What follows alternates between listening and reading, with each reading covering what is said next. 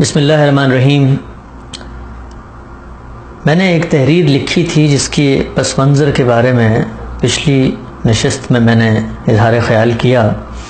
اور یہ بتایا کہ ایک طالب علم کے ذہن میں وہ کون سے سوالات ہیں جو اٹھتے ہیں، اور یہ سوالات ہر مسلمان ذی شعور عقل رکھنے والے انسان کے سامنے آتے ہیں اور وہ ان کو پیش کرتا ہے۔ جب کوئی انسان کوئی سوال اٹھاتا ہے، کوئی بات پیش کرتا ہے، تو اس کا مقصد کیا ہونا چاہیے؟ میں یہ سمجھتا ہوں کہ میں بطور طالب علم اس بات کا حق رکھتا ہوں کہ اپنے علماء، اپنے اساتذہ، اپنے ارد گرد موجود محقق اسکالرز سے یہ سوالات پوچھوں، اور ہر مسلمان یہ حق رکھتا ہے کہ اگر اس کو مذہب کے اوپر، مذہب کی کسی تفہیم کے اوپر کوئی سوال پیدا ہوتا ہے تو وہ سوال لوگوں کے سامنے لے کر آئے۔ اس سوال کا ہرگز مقصد یہ نہیں ہوتا کہ کوئی مناظرہ کرنا ہے یا کسی کی کوئی استخفاف یا تخفیف کرنی ہے یا کسی سے مقابلہ کر کے جیت جانا ہے، بلکہ اس کا اصل مقصد صرف یہ ہے کہ اگر ہم خدا کے دین کو مانتے ہیں، اور ہم مانتے ہیں اور ہم یہ تسلیم کرتے ہیں کہ وہ ایک سچا دین ہے، وہ عدل پر مبنی دین ہے، وہ ہمیں جو بات کہے گا وہ عقل اور شعور کے مطابق ہونی چاہیے، تو پھر ان سوالات کو ایڈریس کرنا چاہیے۔ ہم طالب علم ہیں، اور طالب علموں کو آپ بھلے یہ کہہ دیں کہ آپ جہل مرکب کا شکار ہیں اور آپ کو کچھ بھی نہیں آتا، اس کے باوجود اہل علم علماء کی یہ ذمہ داری ہے کہ وہ ہماری جہالت کی پیاس کو بجھائیں، وہ ہمیں یہ بتائیں کہ ہم نے اگر کوئی بات سمجھی ہے تو وہ غلط ہے، اور وہ ہمیں بتائیں کہ ہمارا یہ سوال جو ہے اس غلط مفروضے پر مبنی ہے۔ وہ ان تمام اشکالات کو دور کریں گے، یہ ان کی ذمہ داری بھی ہے، اور ہم سوال اٹھاتے تھے، اٹھاتے ہیں اور اٹھاتے رہیں گے، یہ ہمارا طالب علمانہ حق ہے۔ ہم نے اپنی تحریر میں یہ سوال اٹھایا اور بتایا کہ ہماری امت کے علماء، فقہا، وہ لوگ جو روایتی طرز تعبیر سلف خلف کے مانے ہوئے تصور دین کے اوپر چیزوں کو دیکھتے ہیں، وہ زنا بالجبر، جب کسی خاتون کے ساتھ زیادتی ہو جائے، زبردستی اس کی عصمت دری کی جائے، تو اس صورتحال میں مذہب کی تعبیرات کو کیسے انٹرپریٹ کرتے ہیں، ہم نے اس تحریر میں یہ بتانے کی کوشش کی۔ بہت سارے اہل علم نے یہ سوال اٹھایا کہ جو نقطہ نظر اس تحریر میں نے پیش کیا ہے، اگر حقیقتاً علماء کے سامنے وہ معاملہ پیش کیا جاتا تو وہ اس سے مختلف ورڈکٹ دیتے۔ یعنی ہم نے اس مکالمے میں یہ نتیجہ اخذ کیا تھا کہ اگر کوئی ریپ ہوئی ہوئی خاتون عدالت میں جاتی ہے اور وہ فقہ اسلامی کے قاضی کے سامنے اپنا مقدمہ رکھتی ہے، تو وہ قاضی اس کے ساتھ کیا معاملہ کرے گا؟ تو ہم نے یہ بتایا تھا کہ وہ قاضی اس سے کہے گا کہ تم گواہ لے کر آؤ، یعنی ریپ زدہ ایک خاتون سے اس سے گواہی کا مطالبہ کیا جائے گا۔ اس پر یہ کہا گیا کہ نہیں، ایسا بالکل بھی نہیں ہوگا۔ کیوں؟ کیونکہ اگر کسی کے ساتھ ریپ ہوا ہے تو وہ تو در حقیقت فساد فی الارض کیا گیا ہے۔ بہت اچھی بات ہے، اگر فساد فی الارض کا ارتکاب ہوا ہے تو فساد فی الارض کی سزا تو قرآن مجید میں بیان ہوئی ہے، تو پھر یہ بات کرنا کہ اس کو قاضی سیاستاً سزا دے گا، تعزیراً سزا دے گا، یہ کیا بات ہوئی؟ یعنی تعزیر اور سیاستاً سزا تو وہاں دی جاتی ہے جہاں پر حد نہ دی جا سکے، یعنی یہ قاعدہ اور کلیہ بھی مجھ طالب علم کا بنایا ہوا نہیں ہے، فقہ حنفی کے علماء یہ کہتے ہیں، اور اگر کوئی فقہ حنفی کا ماہر آپ اس کے سامنے یہ بات رکھیں تو وہ اس سے انکار نہیں کر سکتا۔ یعنی بہت معروف اور مارکت الآراء کتاب ہے ہدایہ، اس کی کتاب الحدود میں فصل فی تعزیر نکال لیں، اس کی ابتدا یہاں سے ہوتی ہے کہ تعزیر اس وقت دی جائے گی جس وقت حد نہیں دی جا سکتی، حد کا وجوب ساقط ہو چکا ہے۔ تو اگر یہ کہا جاتا ہے کہ میں نے یہ لکھا ہے کہ اس لڑکی سے جو ریپ کا شکار ہو فقہ اسلامی کی عدالت میں جاتی ہے، تو اس سے یہ ڈیمانڈ کی جائے گی کہ 4 گواہوں کو پیش کرو، اور آپ کہتے ہیں ایسا نہیں کیا جائے گا اور اس کو تو فساد فی الارض کی تحت سزا دی جائے گی، تو سوال یہ ہے کہ یہ سزا تو پھر قرآن کے مطابق ہوئی نا، یہ کوئی تعزیر یا سیاستن سزا تو نہ ہوئی. تو یہ کیسے ہو سکتا ہے کہ ایک معاملے میں آپ کہتے ہیں کہ قرآن مجید میں تو اس کا ذکر ہی نہیں ہے, قرآن مجید میں سزا زیر بحث ہی نہیں ہے, یہ تو قاضی کی ثوابدید پر ہے, یہ تو ہمارا کرمنل ڈاکٹرائن ہے جو ہم نے وضع کیا, اس کے تحت ہم یہ سزا دیں گے. تو میں بطور طالب علم مقرر یہ سوال پوچھتا ہوں کہ فقہ اسلامی کی روشنی میں اگر میں نے یہ بات لکھی ہے تو یہ کیسے غلط ہے؟ یعنی فقہ اسلامی تو ہمیں یہ بتاتی ہے کہ اگر آپ کے ساتھ ریپ ہو گیا ہے, آپ کے ساتھ زور زبردستی کی گئی ہے, آپ کی عصمت کو لوٹا گیا ہے, تو اب عدالت میں آپ کے ساتھ معاملہ کیا ہوگا؟ کیا فقہ اسلامی یہ کہتی ہے کہ یہ فساد فی الارض ہے؟ اگر یہ کہتی ہے تو پہلے اس بات کا جواب دے کہ فساد فی الارض ہے تو تعزیراً سزا کیوں ہوگی؟ قرآن کے مطابق سزا ہونی چاہیے. تعزیر تو وہاں ہوتی ہے جہاں حد نہ ہو. اور فقہ اسلامی کیا کہتی ہے؟ دیکھیے میں ایک طالب علم ہوں, ممکن ہے فقہ اسلامی کی بہت سارے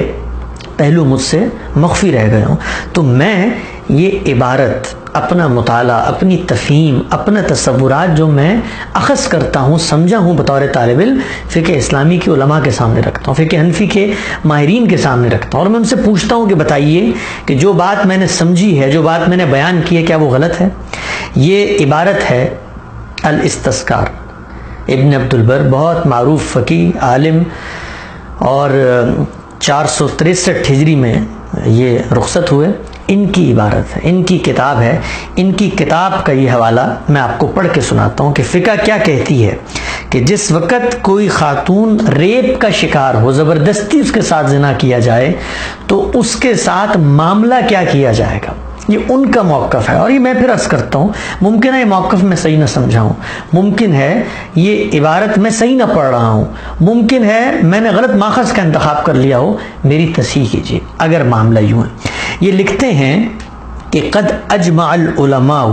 على ان على المستکرہۃ المغتصب الحد ان شہدت البینہ علیہ بما یوجب الحد. یعنی خاتون کے ساتھ ابن عبد البر کہتے ہیں کہ علماء کا اس بات پر اتفاق ہے, قد اجمع العلماء, اتفاق ہے کہ اگر کسی خاتون کے ساتھ زبردستی زنا کیا جاتا ہے, زبردستی زنا کیا جاتا ہے, ریپ زیر بحث ہے, زبردستی زنا کیا جاتا ہے, تو جس نے یہ کام کیا ہے اس پر حد لگائی جائے گی. اچھا, حد لگائی جائے گی, کس صورت میں حد لگائی جائے گی؟ وہ لکھتے ہیں اس صورت میں حد لگائی جائے گی ان شہدت البینۃ علیہ, اگر اس کے اوپر جو بینہ, جو گواہی, جو شہادت ہے, اس کا نصاب پورا ہو جائے. میں اپنی تفہیم بیان کرتا ہوں کہ وہ یہ کہہ رہے ہیں کہ علماء کا اس بات پر اتفاق ہے کہ اگر کوئی ریپ کی وکٹم خاتون آ گئی ہے آپ کے پاس, اور وہ آپ سے آ کر کہتی ہے کہ میرے ساتھ زور زبردستی کی ہے اس شخص نے, تو کیا کیا جائے گا؟ وہ یہ کہتے ہیں علماء کا اس پر اتفاق ہے کہ کیا کیا جائے گا. کیا یہ جائے گا کہ شہادتیں طلب کی جائیں گی. شہادتیں کس چیز کی؟ زنا کی شہادتیں. وہ شہادتیں کیا ہیں؟ 4 مرد گواہ, عاقل, بالغ, مسلمان, یہ شہادتیں ہیں, یہ طلب کی جائیں گی. اگر یہ آ گئیں تو پھر اس شخص کو کہ جس نے یہ کام کیا ہے, جس نے ریپ کیا ہے, اس پر حد نافذ کی جائے گی. یہ کون سی حد زیر بحث ہے؟ یعنی کہا تو یہ جا رہا ہے کہ اس معاملے میں حد نافذ ہی نہیں ہو سکتی, یہ تو تعزیراً اور سیاستاً دیکھا جائے گا. علماء تو یہ کہہ رہے ہیں نہیں, اس پر حد نافذ ہوگی. کون سی حد نافذ ہوگی؟ یہ وہ حد نافذ ہوگی جس کا ذکر میں نے اپنے مکالمے میں کیا تھا. یعنی جس وقت زینب یہ 4 گواہ لانے میں کامیاب ہو گئی, تو پھر قاضی نے کیا کیا؟ قاضی نے 100 کوڑوں کی سزا دی, 100 کوڑوں کی سزا دی. اور یہ سزا فقہ اسلامی کے علماء بیان کر رہے ہیں. آگے سنیے, وہ کہتے ہیں کہ ایک صورت تو یہ ہے کہ 4 گواہ لے آئے جائیں اور اس پر 100 کوڑوں کی حد لگ دی جائے جس نے ریپ کیا ہے. اور دوسری صورت یہ ہے او اقر بذالک, کہ وہ خود اقرار کر لے, یعنی وہ شخص خود اقرار کرے. یعنی صورتحال کیا ہے؟ ایک خاتون عدالت میں آئی ہے, وہ کہتی ہے میرے ساتھ ریپ ہوا ہے, قاضی اس کو کہتا ہے کہ بھائی تمہارے ساتھ اگر زور زبردستی ہوئی ہے تو ٹھیک ہے، ہم اس شخص کے اوپر کون سی حد لگائیں گے؟ 100 کوڑوں کی حد، یعنی ریپ کرنے کے بعد 100 کوڑے لگائے جائیں گے۔ اور یہ کس صورت میں ہوگا؟ اگر تم گواہ لے کر آ جاؤ۔ اگر گواہ نہیں ہے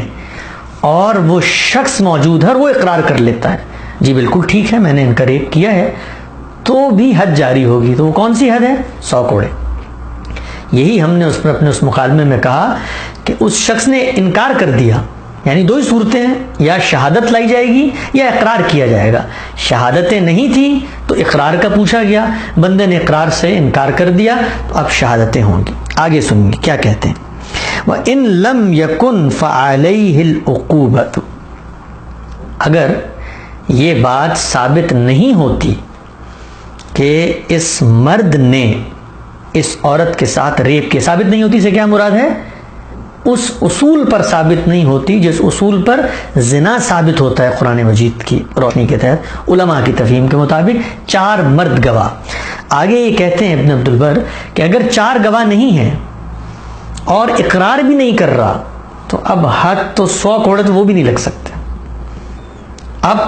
100 کوڑوں کی بات بھی ختم ہو گئی، اب کیا ہوگا؟ تو پھر اس کو قید کیا جا سکتا ہے سیاستاً تعزیراً، یعنی اب قاضی کا اختیار ہے، قید میں رکھ لے اس کو۔ اور ولا عقوبۃ علیہا، اس خاتون پر رحم کر کے اس کو چھوڑ دیا جائے گا، اس پر کوئی عقوبت نہیں ہے۔ یعنی فقہ اسلامی کے ماہرین اس وقت بھی یہ لکھ رہے ہیں، اور ہمارے اساتذہ ہیں وہ، ہم ان کی بڑی عزت توقیر ہے ہمارے دلوں میں، اور ہم ان سے سیکھنا چاہتے ہیں اگر وہ سکھانے پر آمادہ ہوں۔ وہ یہ لکھ رہے ہیں کہ فقہ اسلامی میں کیا مقام ہے ریپ وکٹم کا، یعنی اگر کوئی ریپ ہو چکا ہے کسی خاتون کا تو اسلامی فقہ اس کو کتنا تحفظ دیتی ہے کہ اس پہ سزا نہیں نافذ کرتی اور اس کو جیل میں نہیں ڈالتی۔ سبحان اللہ، یعنی ایک خاتون جو اپنا استغاثہ اور مقدمہ لے کر آئی ہے، اس کے اوپر رحم کی یہ بارش کی جا رہی ہے کہ کہا جائے کہ تمہیں قید نہیں کیا جائے گا اور تم پر حد جاری نہیں ہوگی۔ یہ فقہ اسلامی کا رحم ہے اس عورت کے اوپر۔ اور پھر آگے لکھتے ہیں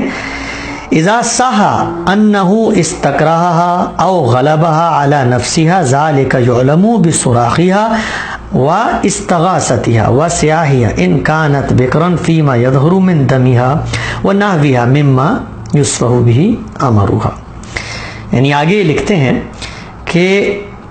اس خاتون کو تو سزا نہیں دی جائے گی، اس لیے کہ وہ خاتون اگر یہ بات ثابت کر دے کہ اس کے ساتھ زبردستی کی گئی ہے۔ کیسے ثابت کر دے؟ یعنی وہی بتا دے اس کی چیخوں کے ذریعے، اس کی پکار کے ذریعے اور اس کے خون کے ذریعے، اگر وہ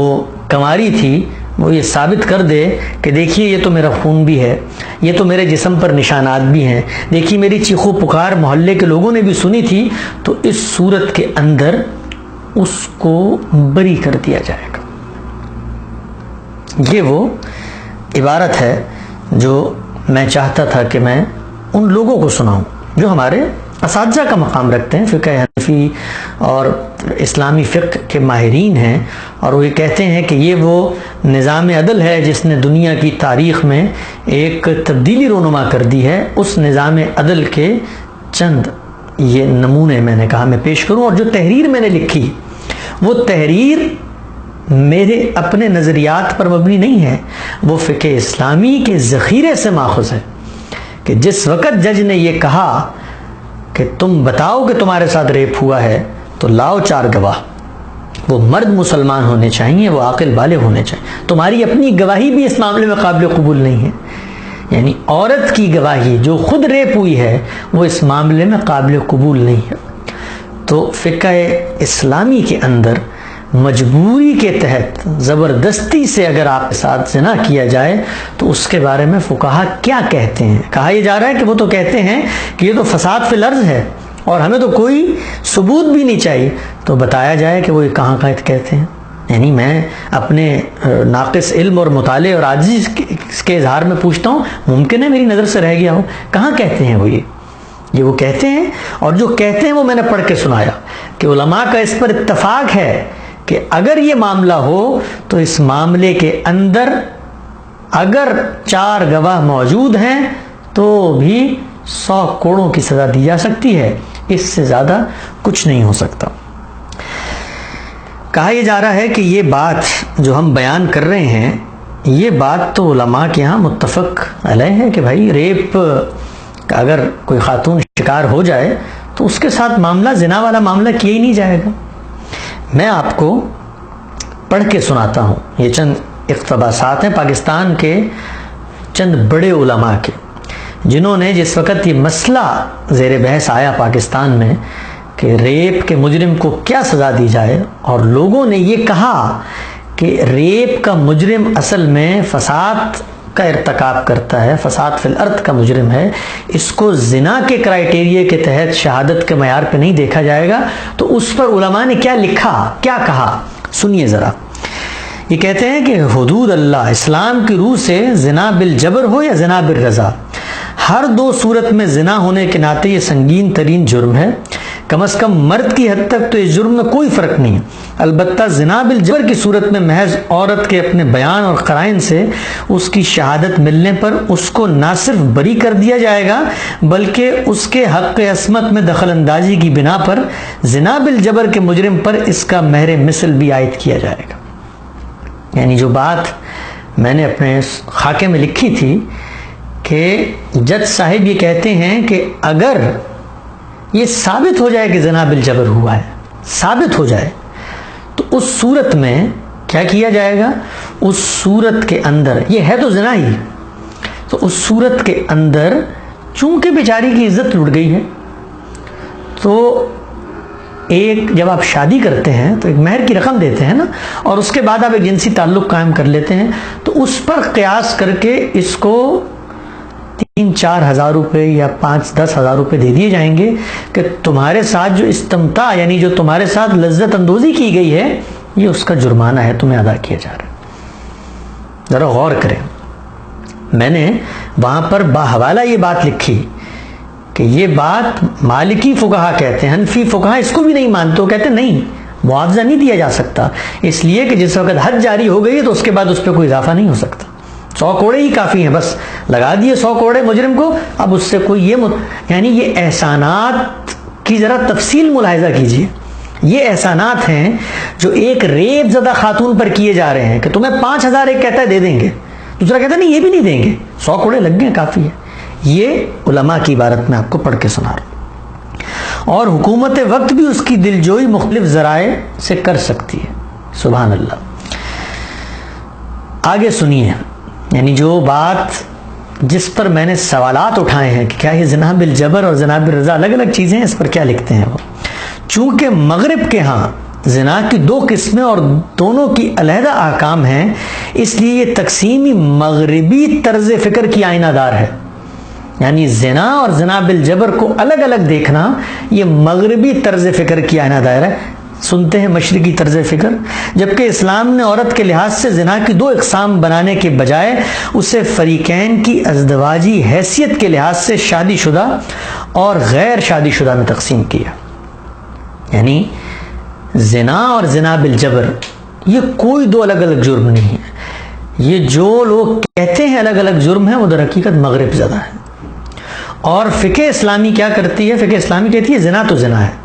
بالجبر ہو یا بالرضا ہو، بالجبر ہو تو عورت بیچاری کو چھوڑ دیا جائے گا، سزا نہیں دی جائے گی، بالرضا ہو تو اس پر 100 کوڑوں کی سزا ہوگی، لیکن جو تقسیم ہے فقہ اسلامی کی روح سے وہ شادی شدہ اور غیر شادی شدہ کی۔ یعنی ذرا تصور کیجئے کہ ریپ کیا جا رہا ہے خاتون کا،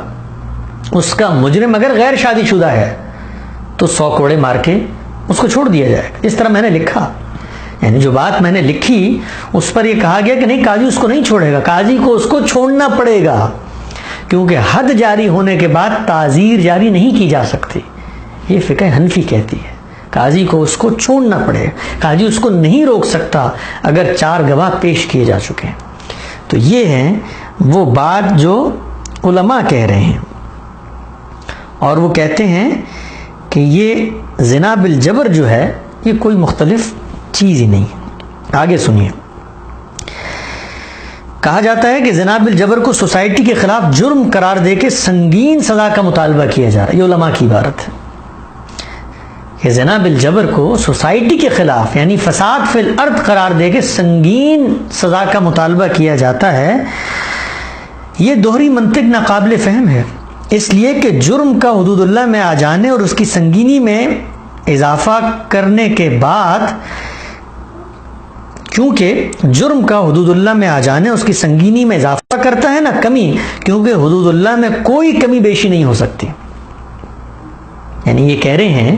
کہ جس وقت زنا ہو گیا ہے تو اب وہ حدود کے تحت معاملہ چلے گا، اور حدود کے تحت جب معاملہ چلتا ہے تو جرم کی سنگینی یا کمی یا بیشی کوئی معنی نہیں رکھتی. زنا رضا سے ہوا ہے کوئی بات نہیں، زنا بالجبر ہوا ہے کوئی بات نہیں، زنا بوڑھی خاتون کے ساتھ کیا گیا ہے کوئی بات نہیں، زنا بچی کے ساتھ کیا گیا ہے کیونکہ جرم کی سنگینی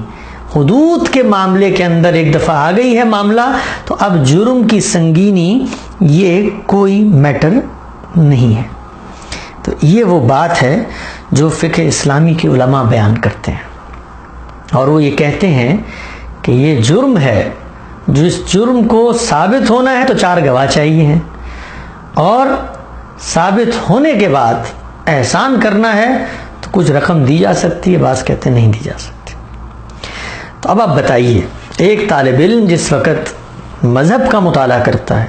مذہب پر لکھی گئی لوگوں کی انڈرسٹینڈنگ کا مطالعہ کرتا ہے، اور وہ یہ سوال اٹھاتا ہے کہ یہ خدا کا دین ہے، یہ خدا کی شریعت ہے، یہ طریقہ کار ہے جس سے ہم لوگوں کو بتائیں گے کہ تمہاری بیٹی اگر ریپ ہو جائے تو تم اس کے بعد